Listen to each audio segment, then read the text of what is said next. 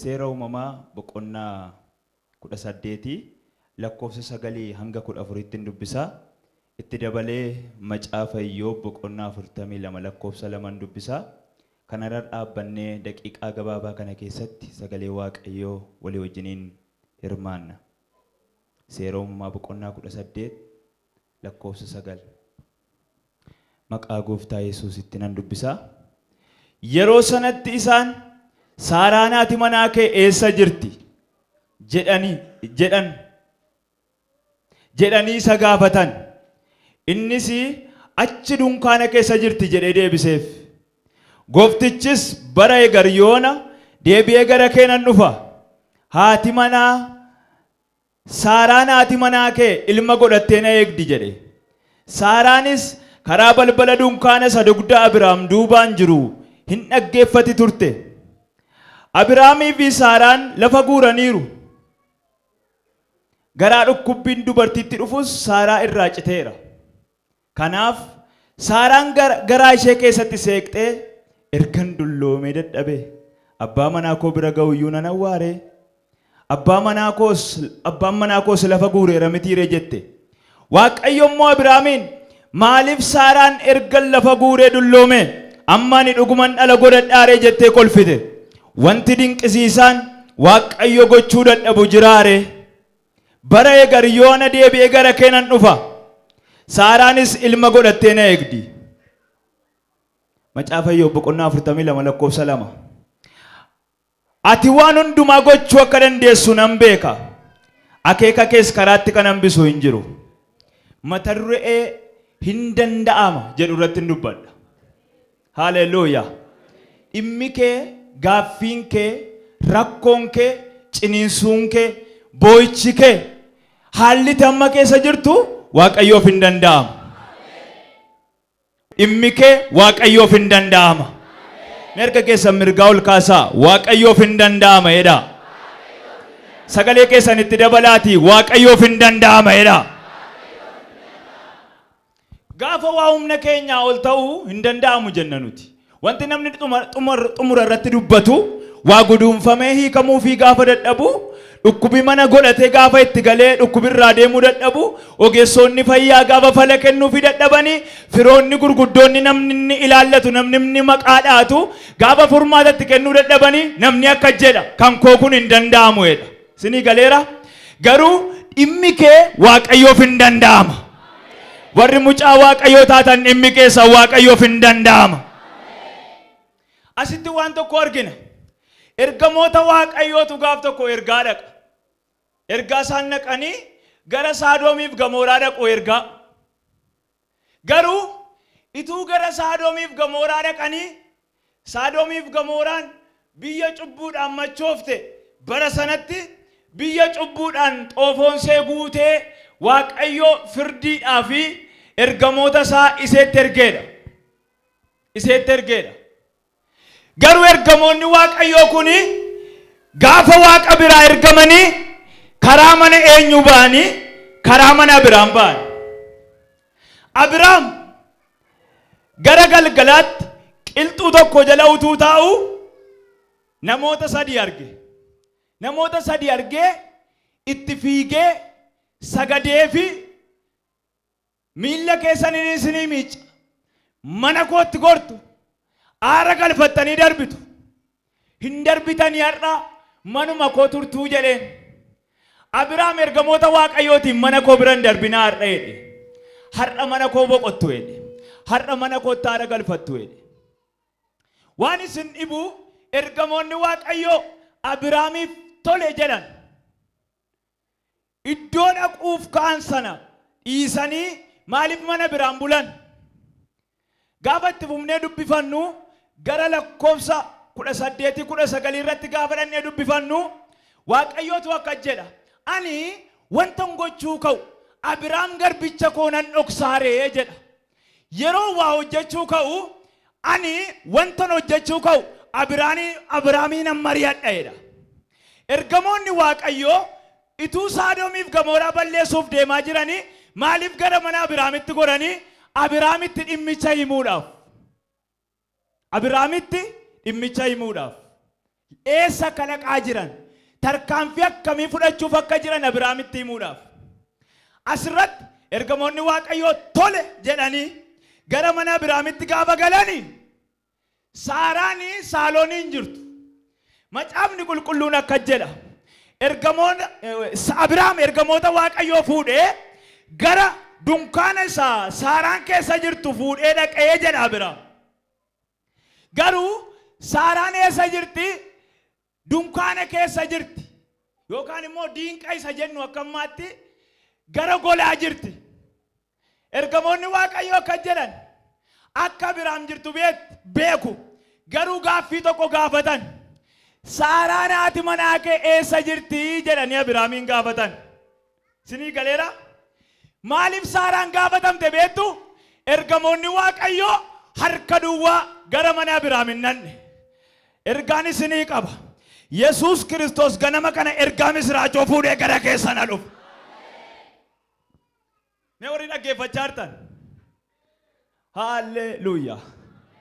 Elaa yeroo baay'ee Waaqayyo gara kokottu, Waaqayyo gara mana kokottu maaliif jenna beektu nuyi? Waaqayyo gaafa deemu harka duwwaa gara mana namaan naqu. Waaqayyo eebba guuree gara mana kee dhufu. Isaan amma waa'ee bishaan dhuguu miti, waa'ee iraatii nyaachuu miti, waa'ee shaaworii galuu miti ergamoonni Waaqayyo. Eenyuun barbaadan? Saaraa barbaadan. Saaraa maaliif barbaadanii? Saaraan gaaffii waggaa 24 qabdi. Gaaffii waggaa 24 qabdi. Akkuma beekamu dubartoonni yeroo garaa dhukkubbiin irraa dhaabbatu jira. Marsaan dhiigitti dhufu yeroo irraa dhaabbatu jira. Innis akka saayinsiin jedhutti waggaa 45 amma 50 jedha.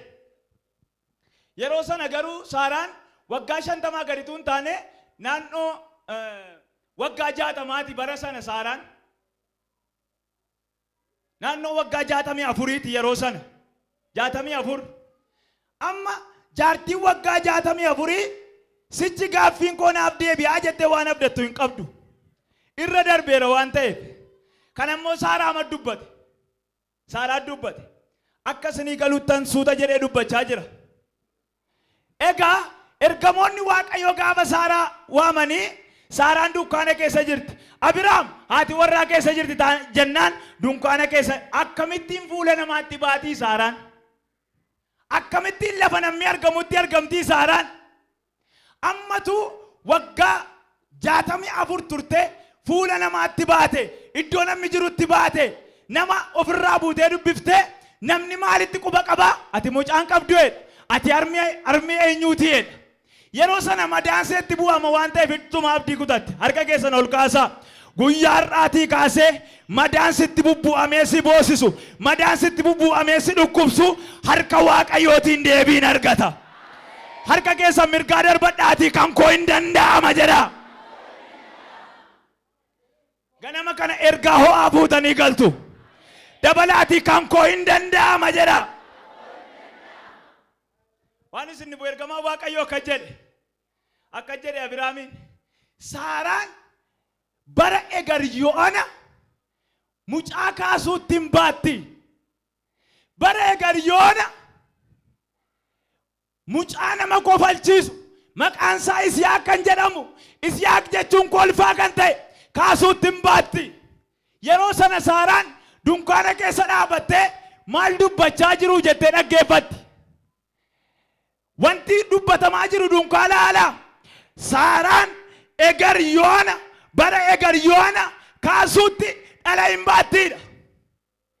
Yeroo magurri Saaraa kana dhaga'u Saaraan kaalkuleeshin itti teesse. Waggaan koo meeqaa? Erga dhiiginatti dhufuu dhaabbatee meeqaa? Abbaan manaa koo waggaan isaa meeqaa? Jettee kaalkuleeshin itti teesse. Isa booddee gaafa kaalkuleeshin itti teessu wanti dunkaana alaa dubbatamu kun dhimma see hojii waliin ilaallatu. Isa booddee mana keessaa seette Saaraan mana keessaa seette. Ergamaan Waaqayyoo akka jedhe Saaraan maaliftuu mana keessaa seette jedhee Abrahaamiin gaafannaan Saaraan akka jette lakki ani hin kolfine jette hin sodaatteef. Garuu wanti see kofalchiisee jira. Maaloo na beektu kan koosichi hin danda'amuudhatu see kofalchiise. Waaqayyoo waan faallaatiin gara mana kee dhufa baraan. Mee naaf jalqabama jedhaasin. Hin danda'amu itti Saaraan. Hin danda'amu duwwaa miti isa booddee seette. Ergamaan Waaqayyoo akka jedhe. Ergamaan Waaqayyoo.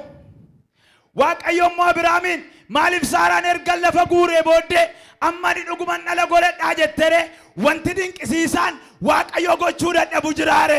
Bara eegaryoona deebi'ee gara kennan dhufa Saaraanis ilma hin deessi. Wanti dinqisiisaan Waaqayyo gochuu dadhabu hin jiru. Mana keetiif, gaa'ila keetiif, fayyaa keetiif, barakata keetiif, hojii hojjettuuf wanti dinqisiisaan Waaqayyo gochuu dadhabu hin jiru. Yoon amantiidhaan fudhu bara naa kaasee siif raawwachuu jalqaba. Akka jedha harka keessan ol kaasaatii naaf raawwatama jedha. Kanuma kee danda'ama baran. Kan kee danda'ama. Kan kee danda'ama. Saaraanitu mucaa baatte dunkaana keessan teessu. Namatti ba'uu yeellofti turte. Garuu gaaffiin dunkaana keessatti see deebise. Sinii galeera. Waaqayyo waasi hojjeteetu iddootti yeellaate iddootti haguugamtee jirtu harka kee buteechaa si dabarsa. Mee akka jedhaa kan koo hin danda'ama jedha. Gaaf tokko immoo akka jedhe Iyyoob. Ati waan hundumaa gochuu akka dandeessu nan beeka. Akeeka kees karaatti kan hambisu hin jiru. Waan keessa darbe qaba Iyyoob yeroo jecha kana dubbatu. Iyyoob akka baabiiftutti nama guddaa ture. Nama beekamaa ture. Nama beekamaa ture. Hoolota duwwaa 7,000 qaba jedha macaafi. Hoolota duwwaa. Biyya keenya namni hoolaa 20-50 qabu sooressaa jenna nuti. Qubatti qabne elaa hoolaasaa akka seen baay'attuu jenna. Iyyoob meeqa qaba beektu? 7,000 qaba. Hoolota 7,000 qaba. Qotiyyoo cimdii 500 qaba. Mee nama guddaa akkasii ilaala. 5 hin jenneen. Ammatu namni tokko ollaa keenya qotiyyoo cimdii 5 yookaanis tokkoon 10 jechuudha. Dachaasee deemee lafa akkamittiin qotaa jenna. Garuu Iyyoob qotiyyoo cimdii 500 qaba. Harree dhaltuu duwwaa 500 qaba. Gaalota jechuudha. Gaalota 3,000 qaba. Hamma kanarra hojjetoota jira. Macaafni qulqulluun immoo Iyyoobiif dhugaa hin ba'a. Iyyoobiidha. Nama mudaa hin qabneedha. Nama hir'ina hin qabneedha. Nama balleessaa hin qabneedha jedha macaafni qulqulluun. Waa'ee Iyyoob gaafa dhugaa ba'u. Sinii galeera? Gaaf tokko Waaqayyo Waaqa irratti wal ga'ii teessisa. Macaafa Iyyoob boqonnaa tokko yoonna kaan hin argan. Waaqa irratti ilmaansaa kan jedhame wal ga'ii teessisa Waaqayyo. Ilmaan Waaqayyo warri jedhaman Waaqayyoon biratti walitti qabamanii waa dubbachuu jalqaban. Seexanni eessatti beektu gara wal ga'ii isaanii dhatte. Waaqayyo gaafa laalu warri kun kan saati warri kun kan saati achi keessaa tokko tadda. Maqaan seenyuudha. Seexanaan dhaqee wal ga'ii jetti makame. Akka jedhee Waaqayyo seexanaan eessaa dhufta jedheen. Ani jette seexanni lafarratti asii bachi olii gadi jooree. Sinii galeera. Olii gadi jooree asii bachi jooree dadhabeen dhufa jette seexanni. Akka jedhe Waaqayyo Iyyoob garbicha korra yaada kee kaawwatteere. Seexanaaf gaaffii deebi'e. Silumayyuu eenyuun barbaaddi? Qabeenyaa yoo Iyyoob barbaaddi seexanni. Ijoollee Iyyoob barbaaddi seexanni. Fayyaa Iyyoob barbaaddi seexanni. Maatii Iyyoob barbaaddi seexanni. Harka keessan ol kaasaa isiniin eebbisa. Wanti fayyaa kee barbaadu, wanti eebba kee barbaadu, wanti gaa'ila kee booressuu barbaadu guyyaa har'aatii kaasee Waaqayyo sirraa kaaseera. Halleluuyaa. Nuyi ramnee teenya miti. Nuyi hojjenneetu itti fufne yookaanis ramnee kaana miti. Seexanni waa'ee keenyaaf rafeen ka'u. Yooman qabeenya see balleesse, yooman dabqa see saame, yooman fayyaa see barbadeesse, yooman gaa'ila see diigee, yooman mana see diigee harka ol kaasi hin karoorsa si gaade malee maqaa Yesuusiin sirratti raawwatamu. Namni amane dabale ameen jedhu. Yaa eessaa dhuftare Waaqayyo Iyyoob garbicha korra yaada kee kaa'attee naani akka jette seexanni. Halleluuyaa. Erga keessan ol kaasaa halleluuyaa jedha. Kun sagalee moo'ichaati. Kun afaan ijoollee Waaqayyoo keessaa madda. Kun jecha biyya Waaqarraati. Dabaliiti halleluuyaa jedha. Seexanni maal beektu? Ati Iyyoobitti dallaa ijaarteetti. Jedhame si'a tokko. Akkuma seexana hinaafsisuu danda'utti barana Waaqayyo kiiloo kee dabalee si agargaara. Shalovagati rejene meleredia. Akka jette seexanni akkamitti nan Iyyoobitti bu'a. Ati Iyyoobitti dallaa ijaarteetti. Harka keessa wal qabaa ati hin beektu malee jedhaani. Dubbachaartu ati hin beektu malee dhaani. Dallaa Waaqayyoo si marsee jira jedhaani. Diinni lubbuu keessi argachuu hin danda'u jedhaani. Amajaajiin keessi qabuu hin danda'u jedhaani. Yonna amante guyyaa irraatii kaatee koraa jettee jiraata.